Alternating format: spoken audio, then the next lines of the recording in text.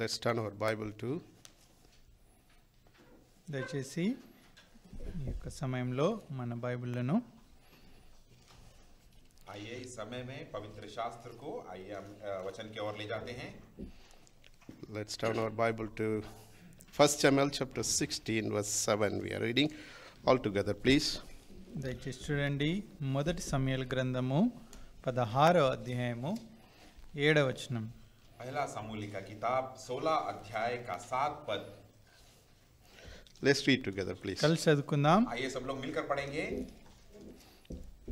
But the Lord said unto Samuel, look not on his countenance or on the height of his stature, because I have refused him.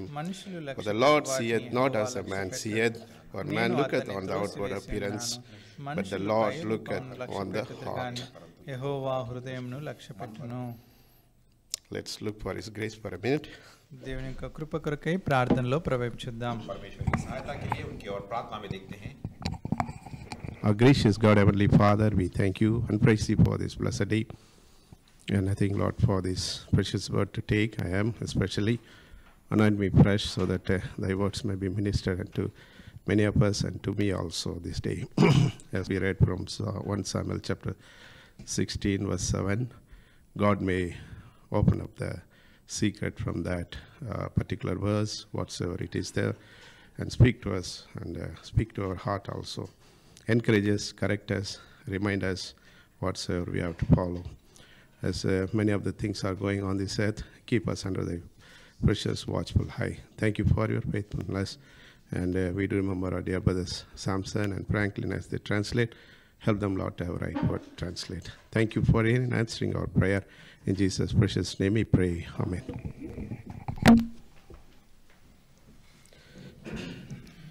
The background is that Samuel was grieving because he was really mourning because the Lord told him that he has rejected Saul from his kingship. ఇక్కడ మనము దీని యొక్క పూర్వపు విషయాలు లేకంటే ఇక్కడ ఉన్నటువంటి సందర్భాన్ని మనం గమనించినట్టయితే దేవుడు యొక్క సౌలుని మరి నిర్లక్ష్యపడినందుకు లేదా త్రోసివేసినందుకు సమూయేలు ఎంతో బాధపడడం ఇక్కడ చూస్తాం. जो वचन हमने पढ़ा है उस वचन के थोड़ी पीछे जाकर अगर हम उनके बाद उस बातों के बारे में ध्यान देंगे कारण क्या था.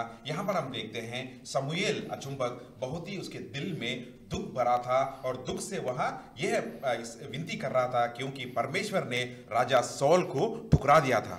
It's true that Samuel has a reason to mourn because his sons were bribing, so they will not be in the office, and the people choice of the king Saul also rejected, and he is also old, so it is painful for him to see that kind of situation at that time.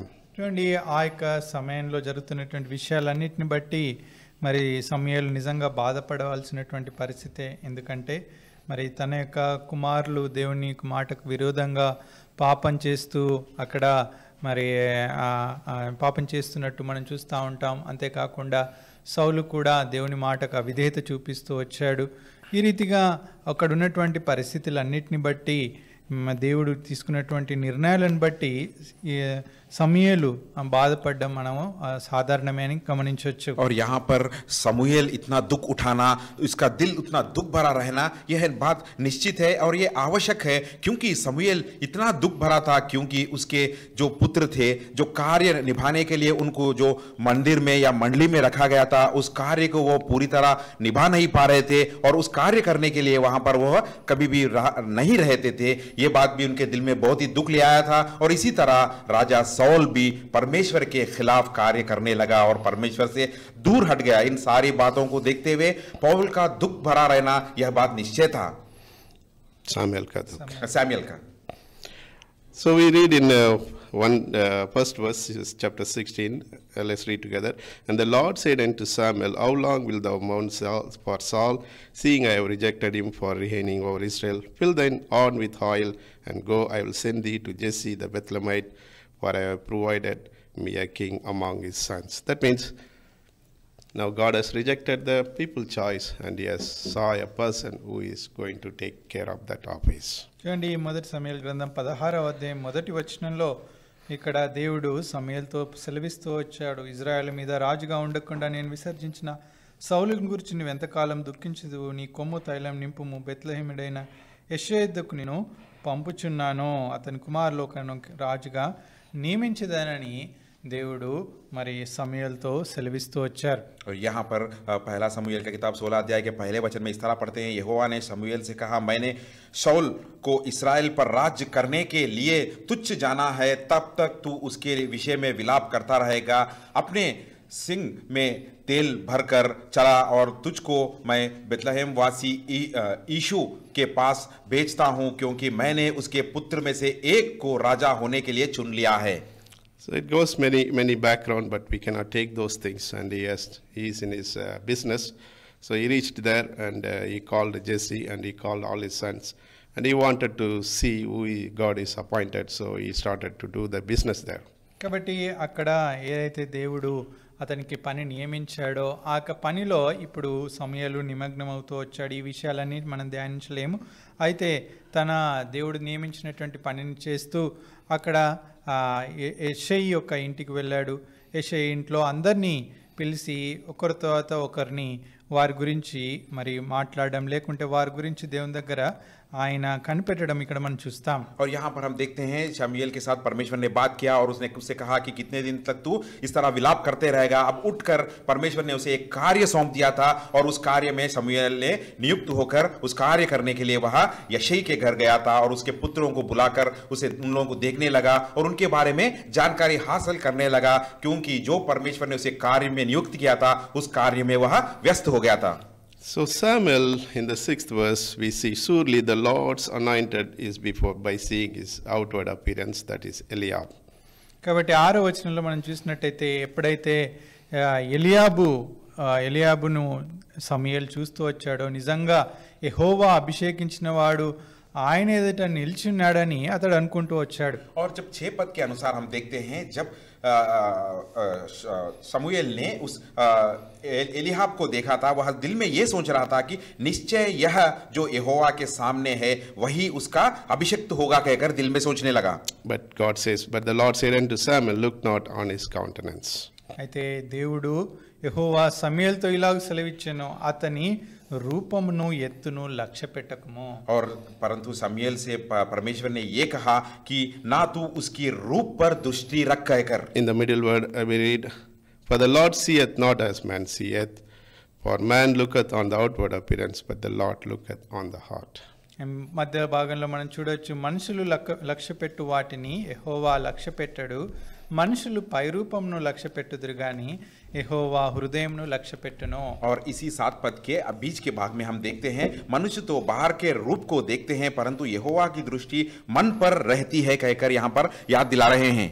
Man judged by the outward appearance, but God judged by the inward appearance. కాబట్టి మనుషులు పైరూపమును చూచి తీర్పు తీర్చేవారుగా ఉంటారు, అయితే దేవుడైతే अंतरंगाన్ని చూచి తీర్పు తీర్చేవాడై ఉన్నాడు. मनुष्य तो बाहरी रूप को देखकर उनके ऊपर न्याय किए करते हैं, लेकिन परमेश्वर जो अंतर में है उसे देखकर, अंतर की दृष्टि को देखकर वह न्याय करने वाले हैं.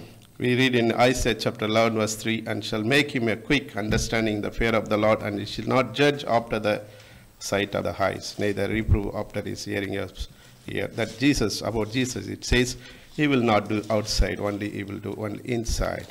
యెషయా గ్రంథము 11 verse 3. 11వ అధ్యాయము 3వ వచనంలో మనం గమనించినట్టయితే, యెహోవా భయము అతని ఇంపైన సువాసనగా ఉండును, కంటి చూపును బట్టి అతడు తీర్పు తీర్చడు. ఇక్కడ యేసుక్రీస్తు ప్రభువాని గురించి కూడా మనకు గుర్తు చేస్తా ఉన్నారు. और यहाँ पर यशायाह का किताब 11 अध्याय के 3 पद में हम देखते हैं, और उसको यहोवा का भय सुगंध से बही गई और वह मुख देखकर न्याय नहीं करता है कहकर, इस वचन के अनुसार हम यहाँ पर प्रभु यीशु मसीह के स्मरण के बारे में भी देखते हैं. So what we want to give the topic, all knowing God. కాబట్టి ఇక్కడ ఇవ్వబడినటువంటి అంశం ఏంటంటే, దేవునికి సమస్తము తెలుసు అనగా దేవుడు సమస్తము ఎరిగినటువంటి వాడు. और यहाँ पर एक अंश को हम देख सकते हैं, ये अंश क्या है कि परमेश्वर सर्वांतर्यामी है, वह सब कुछ जानकारी रखने वाला है कहकर. We only know outside, but we doesn't know what is inside for others. Yeah, please. కాబట్టి మనకు కేవలం బాహ్య రూపమే తెలుసు, అంతరంగంలో ఏముందో మనకు తెలియదు. और हम तो सिर्फ बाहरी रूप को देखते हैं और बाहर क्या हो रहा है यही हम जानते हैं, लेकिन उसके भीतर क्या है ये हम नहीं जानते. How long you live with your wife, you cannot never understand. So and so, she cannot understand you. కాబట్టి ఎన్ని సంవత్సరాలు నీ యొక్క భార్యతో కానీ భర్తతో కానీ నువ్వు నివసించినట్టయితే తన అంతరంగంలో ఏముందో నువ్వు ఎరగలేవు, నీ అంతరంగంలో ఏముందో తను కూడా ఎరగలేదు. और कितने साल तक एक पति और पत्नी साथ में जिंदगी बिताने के बाद भी पति के दिल के अंदर क्या है वो नहीं जान सकती, पत्नी के दिल के अंदर क्या है वो नहीं जान सकता. Man has a limitation, but God has no limitation at all. కాబట్టి మనుషునికి కొన్ని పరిమితులు ఉన్నాయి, కానీ దేవునికి ఆయన సమస్తమెరిగినటువంటి వాడు, ఆయన అపరిమితమైనటువంటి వాడు. मनुष्यों के लिए तो एक सीमा के हद तक वो लोग जा सकते हैं, लेकिन परमेश्वर सर्वांतर्यामी है, उनके लिए कोई भी सीमा नहीं है. Samuel was just looking outside and he was thinking all his form and everything, thinking that he is the God's appointed king. కాబట్టి సమూయేలు బాహ్య రూపాన్ని చూస్తే అనుకుంటా ఉన్నాడు, ఈయన చాలా బాగున్నాడు, ఈయననే దేవుడు నియమించబోయేటటువంటి రాజు అని అనుకున్నాడు. और यहाँ पर परमेश्वर के दास समूएल ने बाहरी रूप को देखकर वह जान लिया था यह तो दिखने में बहुत ही सुंदर और बहुत ही पुष्ट है, शायद परमेश्वर के द्वारा चुना गया सो व्यक्ति यही होगा कहकर वो सोचने लगा. But God knows the intents and the heart of the person, so God rejected every person until it came to David.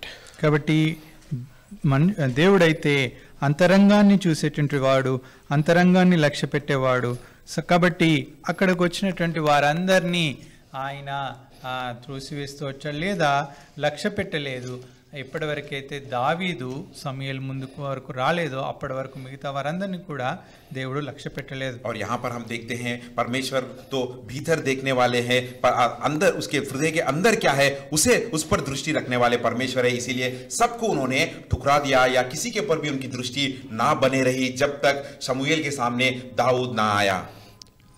In fact, David was looking after the flocks, so he was asking, is there any other son to his father Jesse?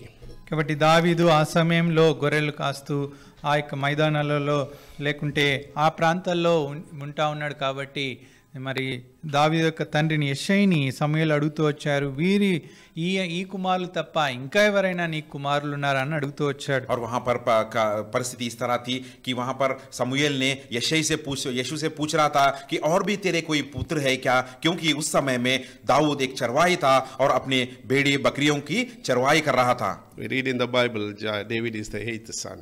కాబట్టి దేవుని వాక్యంలో చూస్తే దావీదు 8వ కొడుకు. और हम परमेश्वर के वचन में देखते हैं दाऊद उनके संतान में 8वां पुत्र था.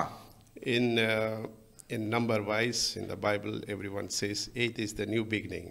మరి ఈ యొక్క నంబర్స్ గురించి సంఖ్యల గురించి చెప్తూ 8 అంటే ఒక నూతన ఆరంభమును సూచిస్తా ఉంది. और परमेश्वर के वचन के अनुसार इस संख्याओं के बारे में अगर हम ध्यान करेंगे तो ये संख्या 8 हमें ये दर्शाता है कि ये नई शुरुआत है कहकर.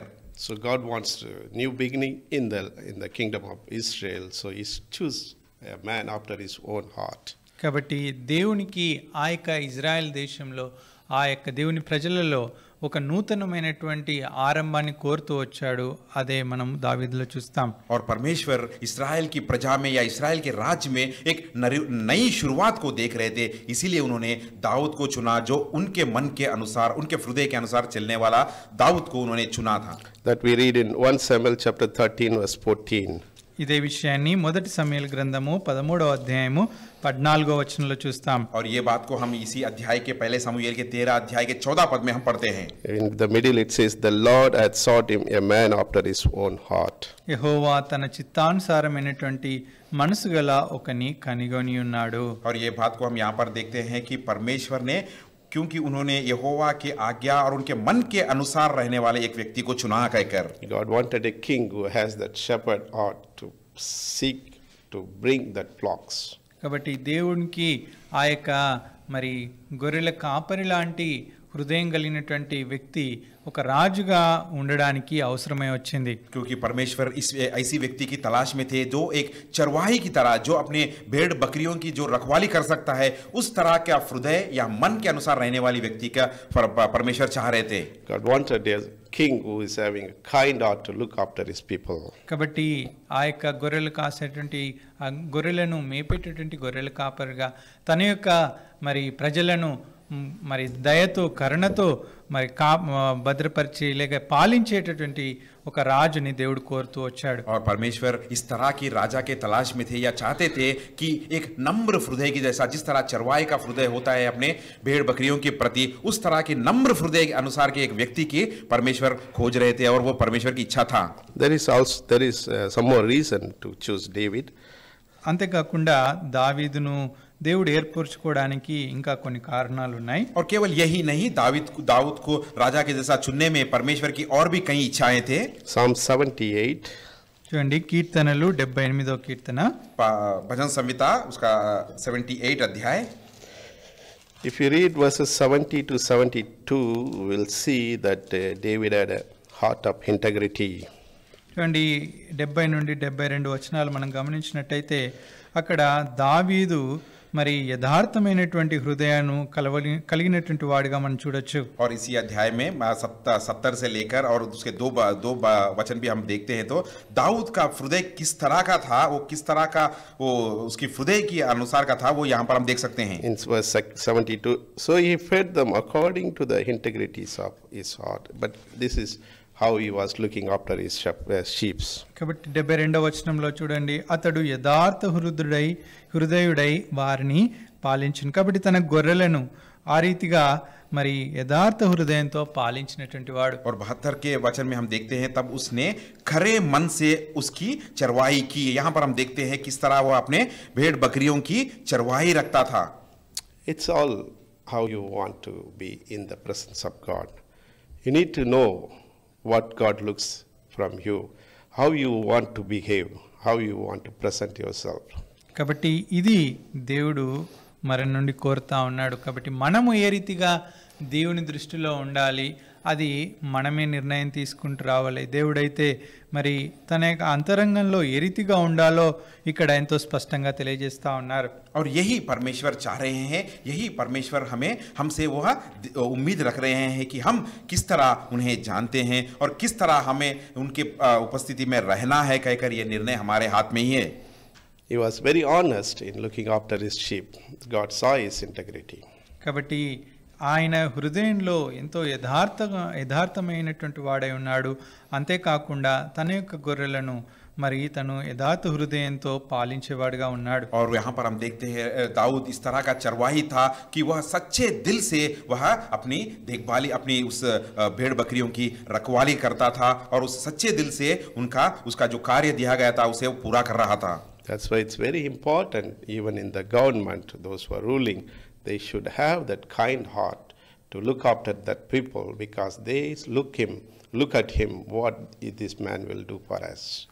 అదే రీతిగా ఒక ప్రభుత్వాన్ని నడిపించే వారు కూడా ఈ రీతిగా ఉండాలని ప్రజలు కోరుకుంటా ఉంటారు. ఎందుకంటే ఒక మరి యథార్థమైనటువంటి వాడు, ఒక దయగలిగినటువంటి నాయకుడు ఉన్నట్టయితే వారు చూస్తూ ఉంటారు, ఈయన మరి మా కొరకు ఏం చేయనన్నాడో. కాబట్టి అలాంటి నాయకులు ప్రభుత్వాన్ని నడపడం అవసరం.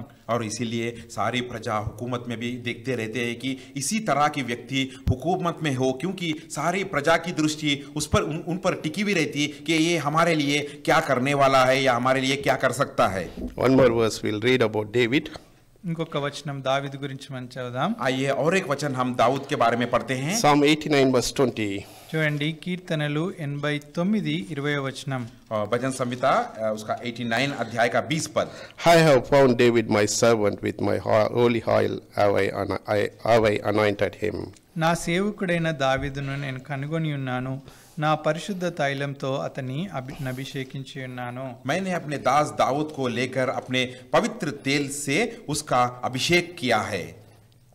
So God anointed him with the holy oil. కాబట్టి దేవుడు తన యొక్క పరిశుద్ధ తైలంతో మరి అతన్ని అభిషేకిస్తూ వచ్చాడు. और यहाँ पर हम देखते हैं पवित्र तेल से परमेश्वर ने उसका अभिषेक किए जैसा. Until that or before that time, he was very simple, ordinary person. కాబట్టి అప్పటి వరకు అతడు చాలా సామాన్యమైనటువంటి వ్యక్తిగా ఉన్నాడు. और तब तक हम देखते हैं दाऊद एक सादा सीधा व्यक्ति की तरह अपना जीवन बिता रहा था. There is nothing to tell that he is a great man. అప్పటి వరకు మరి ఆయనలో ఈయన గొప్పవాడు అని చెప్పడానికి ఏమీ లేదు. और तब तक हम ये नहीं कह सकते थे कि दाऊद एक महान व्यक्ति है कहकर. But God had a thought that he was looking how he was looking his shepherds. That was the key point for God to choose him. కాబట్టి దేవుడు అతన్ని చూస్తూ వచ్చాడు, ఏ రీతిగా మరి తన యొక్క గొర్రెలను తను కాస్తా ఉన్నాడో, మేపుతా ఉన్నాడో అదంతా కూడా చూస్తూ వచ్చాడు. అదే దేవుని దృష్టికి మరి అతని పట్ల ఆకర్షణ కలిగించిందని చెప్పొచ్చు. परमेश्वर की दृष्टि उस पर था और परमेश्वर उसे देख रहे थे किस तरह वह अपनी चरवाही का कार्य कर रहा था और उसी कार्य निर्वहन में ही परमेश्वर ने उसे चुने जैसा हम कह सकते हैं. So God chose him and asked Samuel to go and anoint him with the oil. కాబట్టి దేవుడు అతన్ని ఏర్పరచుకున్నారు.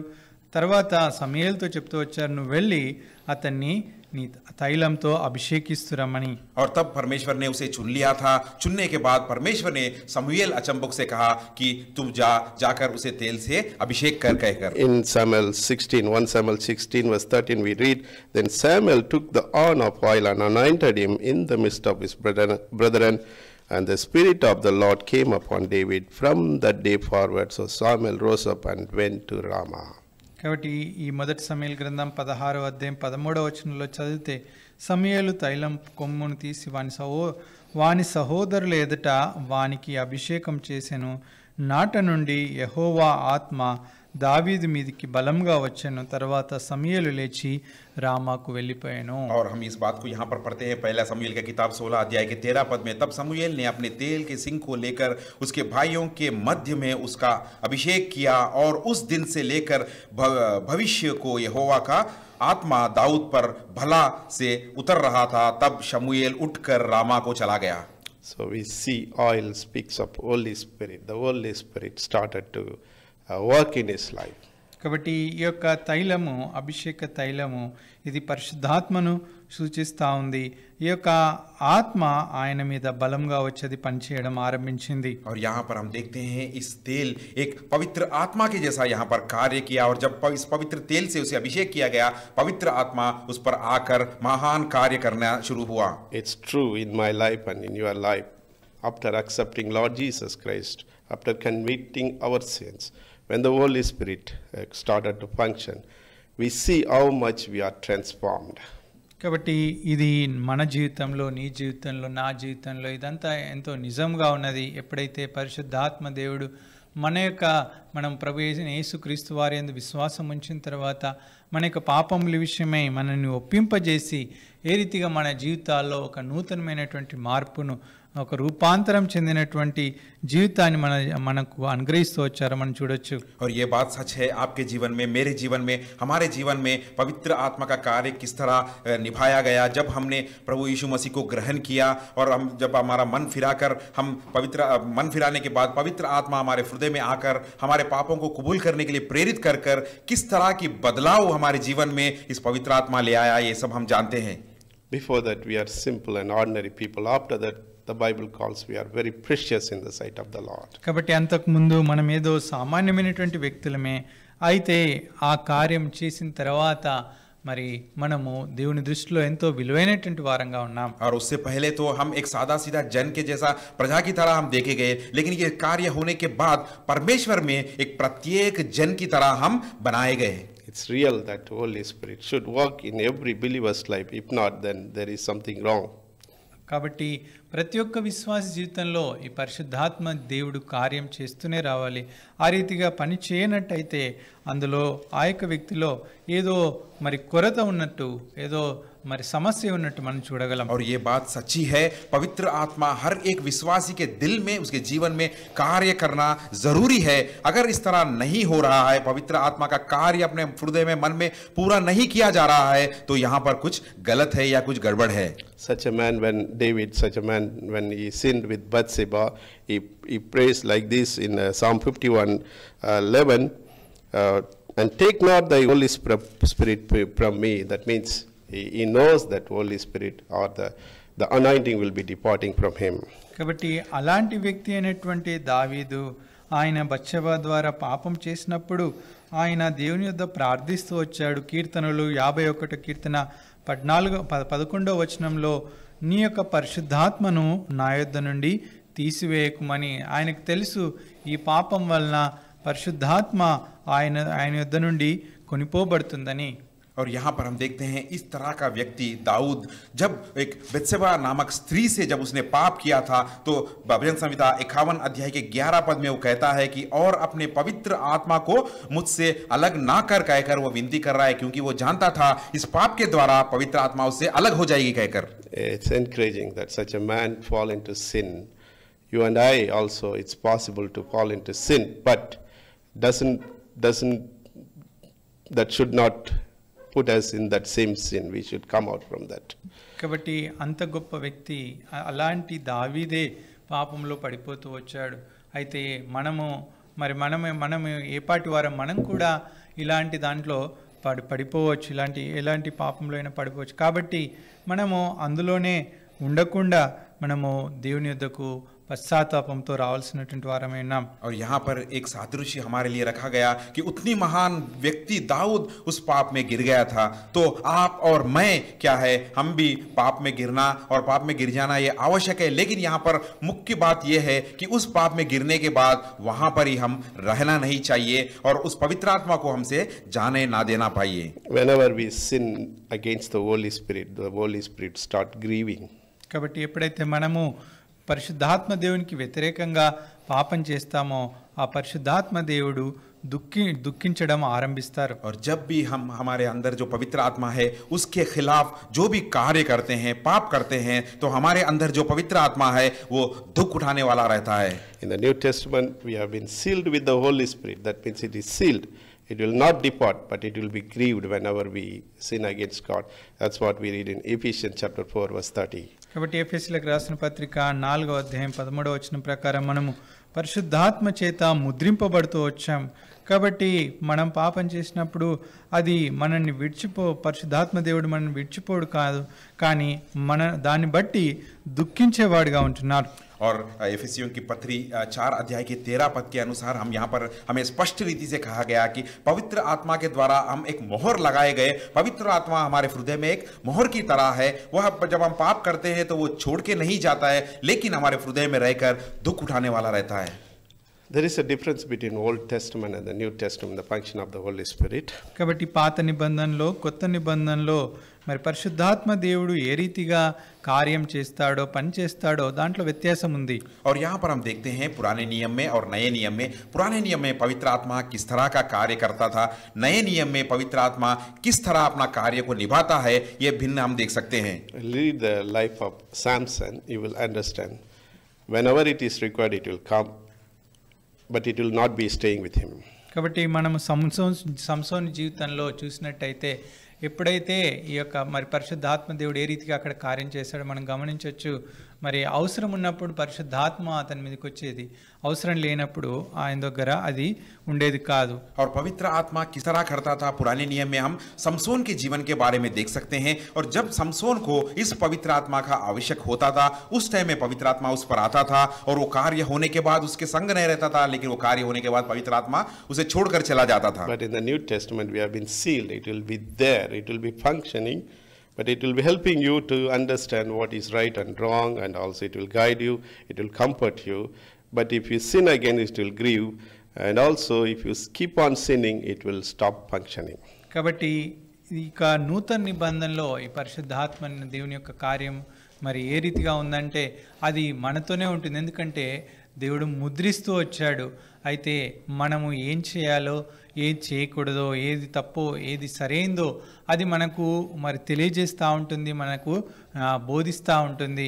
అంతేకాకుండా మనం పాపం చేసినప్పుడు అది మరి ఎంతో దుఃఖించి మనకు తెలియజేస్తూ ఉంటుంది. ఒకవేళ తిరిగి మనము పాపంలో జీవిస్తున్నట్టయితే మనము చివరికి ఆ పరిశుద్ధాత్మ దేవుడు పనిచేయడము ఆగిపోతా ఉందని మనం గమనించవచ్చు. और नए नियम के अनुसार अगर हम देखेंगे तो पवित्र आत्मा हमें एक चिह्न की तरह हमारे हृदय में रखा गया, एक चिह्न की तरह वो हमेशा हमारे हृदय में वो बांध दिया गया. जब भी हम इस पवित्र आत्मा के खिलाफ जो भी कार्य करते हैं तो वो दुख उठाने वाला होता है. और इसी तरह हम हमेशा पाप पे पाप करते ही रहेंगे तो एक दिन ऐसा आ जाएगा कि उस पवित्र आत्मा हमारे हृदय में कार्य करना बंद कर देता है. So examine yourself and think how many times you have grieved the Holy Spirit after accepting Lord Jesus Christ, whether it's still functioning or it is stopped. కాబట్టి ఈ విషయం మనం పరీక్షించుకోవాల్సినటువంటి వారమై ఉన్నాం. మరి మనం రక్షింపబడిన తర్వాత ఎన్నిసార్లు మనం పరిశుద్ధాత్మ దేవుణ్ణి దుఃఖపరుస్తూ వచ్చాం. మరి ఒకవేళ ఆ పరిశుద్ధాత్మ దేవుడు మరి నీవు నిజంగా దుఃఖపెట్టినట్టయితే మరి అది పనిచేస్తూ ఉందా, లేకుంటే ఆ కార్యం చేయడము అది మానివేసిందా, ఏ రీతిగా ఉంది మనము పరీక్షించుకోవాలి. और अब हमें इस बात को पर जांच कर परखना चाहिए और इस बात पर गौर देना चाहिए कि क्या पवित्र आत्मा हमारे हृदय में है. अगर कितनी बार हम इस प्रभु यीशु मसीह को ग्रहण करने के बाद, उद्धार पाने के बाद कितनी बार इस पवित्र आत्मा को हम दुख पहुंचाए गए. और खास कर ये बात पे हमें ध्यान देना चाहिए, इस बात को हम जांच कर परखना चाहिए क्या पवित्र आत्मा आज मेरे अंदर कार्य कर रहा है, क्या कहकर. After going through all this experience, David wants to advise his son Solomon. కాబట్టి ఇవన్నీ అనుభవాల గుండా వెళ్ళిన తర్వాత దావీదు తన కుమారుడైనటువంటి సొలొమోనుకు ఈ రీతిగా మరి ఆజ్ఞాపిస్తూ వచ్చాడు, లేకుంటే ఈ రీతిగా బోధిస్తూ వచ్చాడు. और इन सारे अनुभव के द्वारा गुजरने के बाद दाऊद अपने अनुभव के सारे कार्यों को ध्यान में रखते हुए अपने पुत्र सुलेमान को ये बातें समझा रहा है. 1 Chronicle chapter 28 verse 9. చూడండి, మొదటి దినవృత్తాంతములు 28వ అధ్యాయము 9వ వచనం. और पहला इतिहास का 19 अध्याय का And verse 9. 9 पद.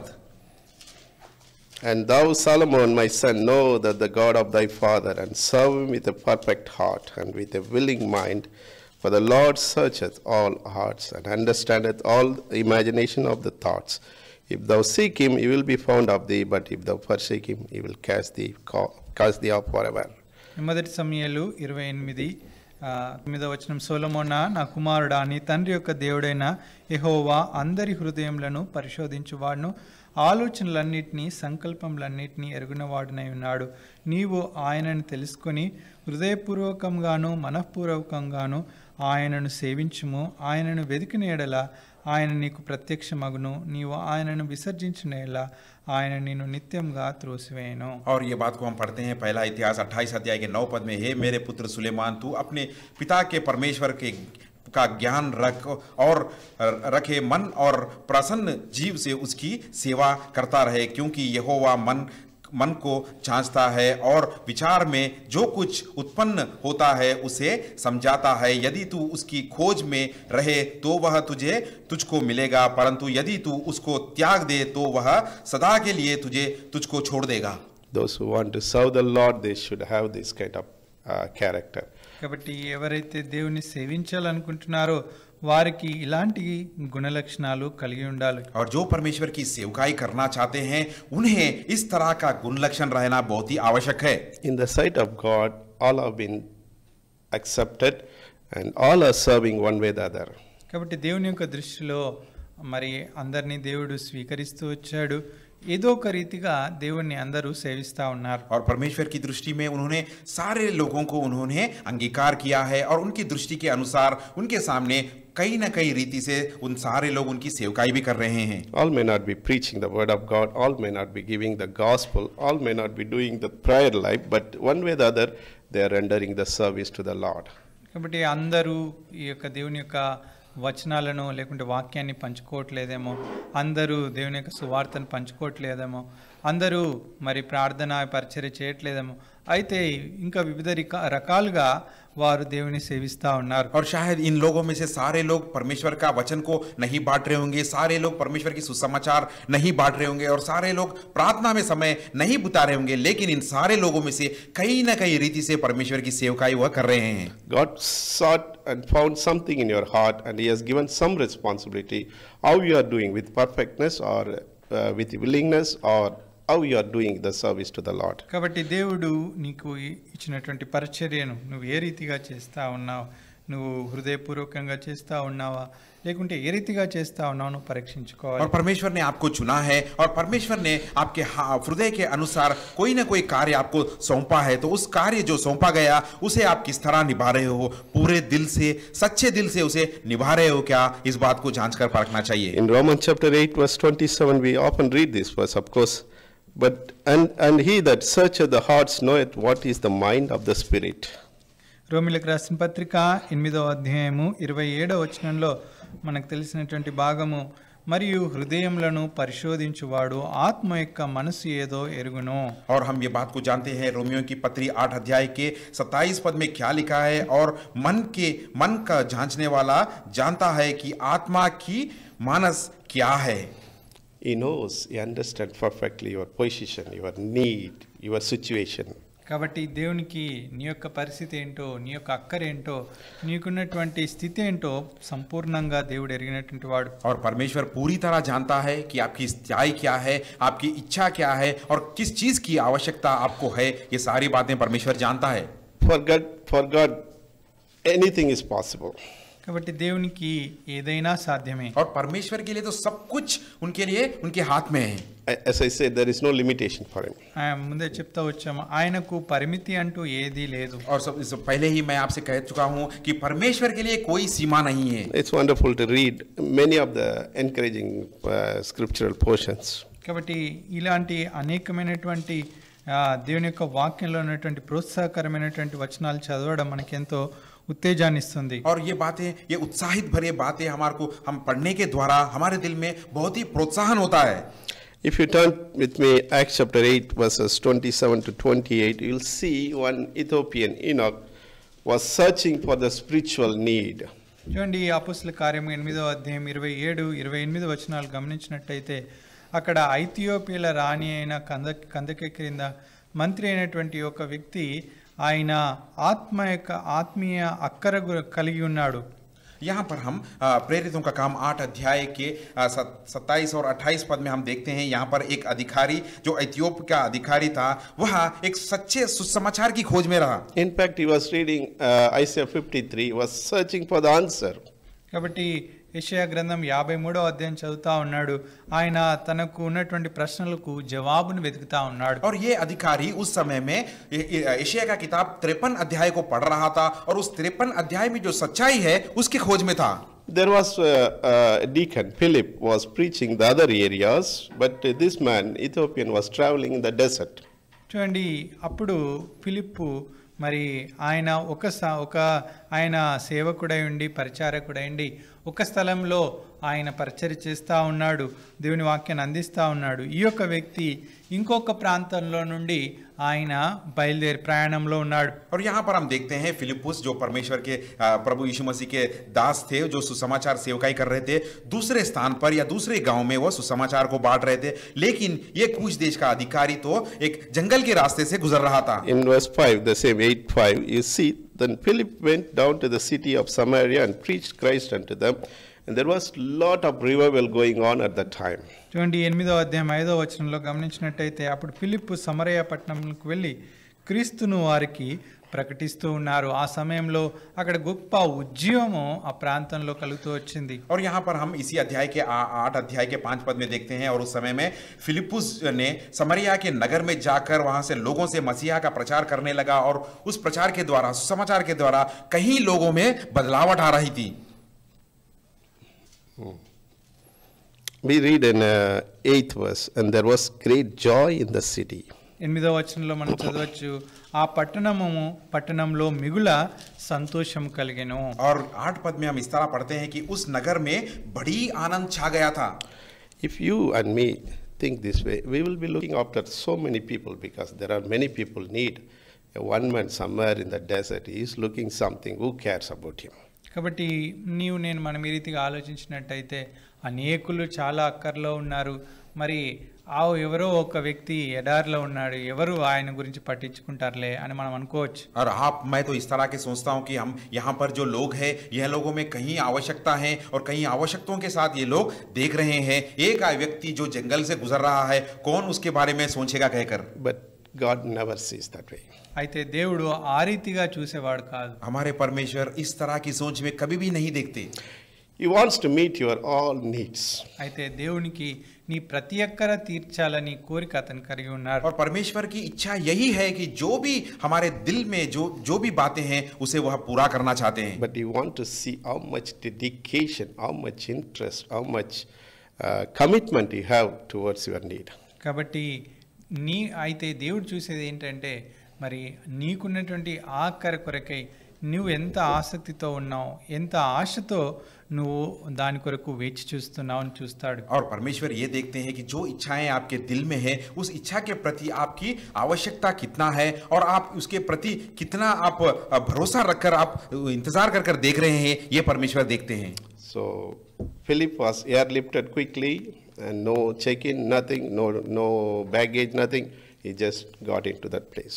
కాబట్టి ఫిలిప్పును దేవుడు ఆ రీతిగా అక్కడి నుండి మరి సుడిగాల్లో అక్కడి నుండి తీసుకుని వెళ్ళిపోయాడు. కాబట్టి ఆ దినాల్లో ఈ యొక్క మరి చెక్-ఇన్ లేదు, బ్యాగేజ్ ఈ చెకింగ్ ఇదంతా ఏమీ లేదు. ఈ దినాల్లో ఉన్నట్టు అకస్మాత్తుగా దేవుడు అక్కడికి ఆయన్ని తీసుకుని వెళ్ళాడు. और यहाँ पर हम देखते हैं परमेश्वर ने वहाँ पर हवा के द्वारा फिलिपिस जी को उठाया था. और उन दिनों में हम देखते हैं कि जाकर चेक इन करना या लगेज लेके जाना, जो सामान को उठाना, ये कोई नहीं था, परंतु तुरंत परमेश्वर ने उन्हें उठाकर उस व्यक्ति के सामने ले आया. So God sees your heart. If you need, He will meet in any way. కాబట్టి దేవుడు నీ హృదయాన్ని చూసే దేవుడై ఉన్నాడు. ఒకవేళ నీ అక్కరను దేవుడు ఎరిగినటువంటి వాడైతే ఏ రీతిగానైనా దాన్ని తీర్చడానికి సిద్ధంగా ఉంటారు. और परमेश्वर आपके इच्छा को देख रहे हैं. अगर वो सच्चे दिल से है, उस इच्छा को पूरा करने के लिए परमेश्वर हर कोई चीज को संभव कर सकते हैं. Let's read one verse. చూడండి, ఒక వచనం చదువుకుందాం. आइए एक वचन को हम पढ़ते हैं. There is a word called, "Shall not God search out, for He know the secret of the heart." That is in Psalm. కీర్తనలో ఒక భాగంలో ఉంటుంది, మరి దేవుడు హృదయాన్ని పరిశోధించేవాడు, ఆయన హృదయాలను చూడడా అనేటువంటి మాట. और भजन संहिता में एक वचन के बारे में हम देखते हैं, क्या परमेश्वर हृदय को देखने वाला है, जांचने वाला है, उसके अंदर जो इच्छा है क्या वो नहीं जानता. 7:9. But the righteous God trieth the hearts and reins. చూడండి, కీర్తనలు 7వ అధ్యాయము 9వ వచనంలో ఉంటుంది, హృదయములను అంతరింద్రియములను పరిశీలించు నీతి గల దేవా. और ये बात हम देख सकते हैं भजन संहिता 7 अध्याय के 9 पद के दूसरे भाग में, परंतु धर्म को तू स्थिर कर, क्योंकि धर्म परमेश्वर के मन के और मम्र का ज्ञान है. Because God can see anything, everything, as I said. కాబట్టి దేవుడు సమస్తాన్ని ఏదైనా కూడా దేవుడు చూడగలడు. और परमेश्वर सब कुछ देख सकता है. In Hebrews chapter 4 verse 13 we read, "Neither is there any creature that is not manifest in His sight, but all things are naked and open unto the eyes of Him with whom we have to do." కాబట్టి హెబ్రీయులకు రాసిన పత్రిక 4 verse 13. 4వ అధ్యాయము 13వ వచనంలో గమనించినట్టయితే ఈ రీతిగా రాయబడుతూ వచ్చింది, మరియు ఆయన దృష్టికి కనబడని సృష్టము ఏదీ లేదు, మనం ఎవనికి లెక్క చెప్పవలసి ఉన్నదో ఆ దేవుని కన్నులకు సమస్తము మరుగులేక తేటగా ఉన్నది. और हम इब्रानियों की पत्री 4 अध्याय के 13 पद में इस तरह पढ़ते हैं कि सृष्टि की कोई वस्तु उससे छिप नहीं है, वरन जिससे वो हमें काम नहीं है. उसकी आंखों के सामने सब वस्तुएं खुली और प्रकट है. So nothing can escape His sight. కాబట్టి ఆయన దృష్టికి కనుమరుగైంది ఏది లేదు, ఆయన దృష్టి నుండి ఏది కూడా తప్పించుకోలేదు. और कोई वस्तु उससे छिप नहीं सकती, कोई वस्तु उसकी दृष्टि से बच नहीं सकती. So if you think something to hide, it cannot be possible. కాబట్టి నువ్వేదైనా దాచాలనుకుంటే అది దాగదు. और कोई चीज अगर आप अपने दिल में छुपाना चाहते हो तो वो आप नहीं छुपा सकते. Because we are meditating, He is seeing inside, He is not seeing outside, but He is seeing inside and outside also. కాబట్టి మనము ఈ విషయాన్ని ధ్యానిస్తా ఉన్నాం, ఆయన హృదయాలను అంతరంగాలను పరిశోధించే దేవుడు, హృదయాంతరంగాన్ని చూచే దేవుడని, ఆయన బాహ్యాన్ని కాదు సమస్తాన్ని చూస్తాడు. और हम ये बात को ध्यान कर रहे हैं कि परमेश्वर भीतर भी देखने वाला है और बाहरी रूप को भी देखने वाला है, और भीतर के जो कार्य हैं उनके ऊपर उनकी दृष्टि बनाई रहेगी कहकर हम ध्यान कर रहे हैं. You cannot lie, you cannot deceive him also. కాబట్టి ఆయనను నువ్వు ఏమాత్రము మోసం చేయలేవు, ఆయనకు నువ్వు ఏమాత్రం అబద్ధం చెప్పలేవు. और आप परमेश्वर से झूठ नहीं बोल सकते, और किसी बात में भी परमेश्वर से आप धोखा नहीं कर सकते. Acts chapter 5 verses 1 to 3, if you read, you will see some classic example is there. Ananias and Sapphira, as they kept hold half of their portion and tried to hide, tried to tell lie to the apostle Peter, but Holy Spirit revealed to the Peter, and there was severe punishment. They died, of course. కాబట్టి ఇక్కడ అపోస్తల కార్యము 5వ అధ్యాయంలో మనం గమనించినట్టయితే అక్కడ అననీయ సప్పీరాలనేటువంటి ఇద్దరు ఉన్నారు. వారు మరి దేవుని దృష్టికి దాచాలనుకుంటూ వచ్చారు. అయితే దేవునికి సమస్త మెరుక గలక చివరికి వారు చేసినటువంటి మోసానికై వారికి శిక్ష వచ్చింది. వారు అక్కడ చనిపోవడం కూడా మనం చూస్తాం. और ये एक अच्छा उदाहरण हम प्रेरितों का काम 5 अध्याय के पहले 3 वचनों में देख सकते हैं. यहाँ पर हनन्याह नामक एक मनुष्य था और उसकी पत्नी सफीरा के बारे में हम पढ़ते हैं. वह लोग कुछ उनकी जमीन बेचने के बाद कलीसिया के सामने और पतरुस जी के सामने, परमेश्वर के सामने कुछ धन को अपने लिए छुपा कर रखना चाह रहे थे, लेकिन परमेश्वर जो सर्वांतर्यामी है उनकी भीतरी बातों को जानता था. ये बात प्रेरित पतरुस जी को पता चला, और उसके बाद कितना भयानक शिक्षा उनके प्रति आया, ये बात को हम जानते हैं. It is interesting. Satan fills the lie, but the Holy Spirit reveals that lie. కాబట్టి సాతాన్ అయితే ఆ యొక్క మరి తప్పును కప్పిపుచ్చాలని చూస్తూ ఉంటాడు. అయితే పరిశుద్ధాత్మ దేవుడు ఆ యొక్క మరి పాపాన్ని మనకు తెలియజేస్తూ అది ఒప్పింపజేస్తాలని చూస్తూ ఉంటాడు. और यहाँ पर हम देखते हैं शैतान तो इस गलती को वो ढांपना चाहता है, छिपाना चाहता है, लेकिन पवित्र आत्मा के उजाले में वह पवित्र आत्मा उसे बाहर ले आता है. So nothing can be hide, we can't tell lie. కాబట్టి ఏది కూడా దాగి ఉండలేదు, మనం దేవునికి అబద్ధం చెప్పలేము. और कोई बात को हम उनसे छिपा नहीं सकते और उन्हें हम धोखा नहीं दे सकते. And we cannot escape from his presence also, you know. ఆయన యొక్క సన్నిధిలో నుండి మనం పారిపోలేం కూడా. और ये बात निश्चय है कि हम उनकी सन्निधि से या उनकी उपस्थिति से हम भाग भी नहीं सकते. God gave a small assignment to prophet Jonah to go and preach the gospel to the Nineveh people, but he tried to escape. కాబట్టి యోనాతో కూడా మనం యోనా జీవితంలో గమనిస్తే యోనాకు దేవుడు ఒక పనప్ప చెప్పాడు. ఆ యొక్క నినివే పట్టణానికి వెళ్ళి వారికి దేవుని యొక్క మాటలు ప్రకటించమని చెప్తూ వచ్చాడు. और हम योना के जीवन के बारे में भी हम जानते हैं. योना ने परमेश्वर की उपस्थिति उसके पास आया और एक छोटा सा कार्य उसे दिया, जाकर उसे पूरा करने के लिए. But he started to divert himself going to Tarshish, and he says in verse 2 verse 6, I went down to the bottom of the mountain. That means he went to the bottom of the mountain, means and the down of the earth. కాబట్టి ఆయన దేవుడైతే నినివేకు వెళ్ళమంటే ఆయన తర్షీషునకు వెళ్ళడం మనం చూడొచ్చు. ఆ రీతిగా ఆయన వెళ్ళడం ద్వారా 2వ అధ్యాయం 6వ వచనంలో ఆయన చెప్తూ వచ్చాడు, నా యెహోవా నీవు నా ప్రాణంను కూపంలో ఏమంటా ఉన్నాడు 6వ వచనంలో, నేను మరెన్నటికి ఎక్కి రాకుండా భూమి గడియలు వేయబడి ఉన్నవి అని అంటున్నాడు. పర్వతంల పునాదులలోనికి నేను దిగి ఉన్నాను. और यहाँ पर हम देखते हैं यूहन्ना को परमेश्वर ने कहा था कि उस निनिवे को जाकर वहाँ पर सुसमाचार उन लोगों से बांटने के लिए, लेकिन ये परमेश्वर की बात को ना मानते हुए तार्शीश की ओर चला गया था. और 2 अध्याय के 6 पद के अनुसार वो कह रहा है कि मैं पहाड़ों की झंड तक पहुंचाया गया हूँ, कि सदा के लिए मैं वहाँ ही रहूंगा, ऊपर कहीं नहीं आ पाऊंगा कहकर. God wants, sometimes he teaches very hard way if you choose your way.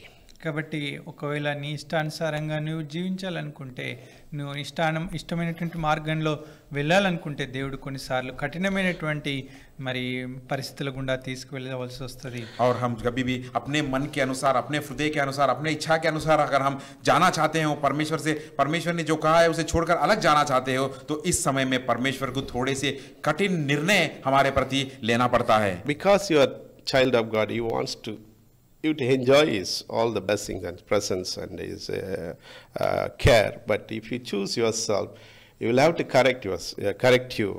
కాబట్టి దేవుని యొక్క బిడ్డగా దేవుడు నిన్ను తన యొక్క ఆశీర్వాదాలన్నీ కూడా నువ్వు పొందుకోవాలని, వాటిని నువ్వు ఆస్వాదించాలని, అనుభవించాలని దేవుడు కోరుతూ ఉంటాడు. ఒకవేళ ఆ రీతిగా దేవుని మార్గాల్లో కాకుండా మన ఇష్టానుసారైనటువంటి మార్గాల్లో మనం వెళ్ళినట్టయితే ఆయన మనల్ని సరిచేయడానికి, ఆయన మనం తన దారిలో తీసుకురావడానికి అనేకమైనటువంటి కఠినమైన పరిస్థితులు కూడా, ఆయన కఠినమైన నిర్ణయాలు కూడా తీసుకోవచ్చు. हम परमेश्वर के बच्चे होने के नाते परमेश्वर की इच्छा यही है, वो चाहते हैं कि उनके संग रहकर जो आशीषें, जो आशीर्वाद वो देना चाहते हैं उसे लेकर हम खुश रहने की परमेश्वर की इच्छा है. अगर हम इन बातों को छोड़कर, परमेश्वर के कार्यों को छोड़कर हट जाएंगे तो हमें सही करने के लिए परमेश्वर को इस तरह की कठिन निर्णय हमारे प्रति लेना पड़ता है. So choose this day which way you want to do the God's business.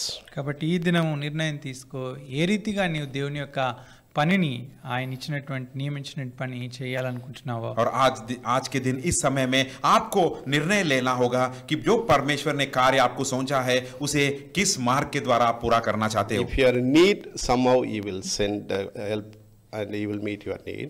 నీవు ఒకవేళ అక్కర్లో ఉంటే ఏదో ఒక రీతిగా దేవుని యొద్దకు ఆ అక్కర తీర్చేటువంటి పరిస్థితులు కల్పించి అక్కర తీరుస్తారు. अगर कोई चीज में आप आवश्यकता में हो, अगर कोई चीज की आवश्यकता आपको है तो परमेश्वर किसी न किसी जरिए से उस आवश्यकता को पूरा करने के लिए वह आपकी सहायता भेजेंगे.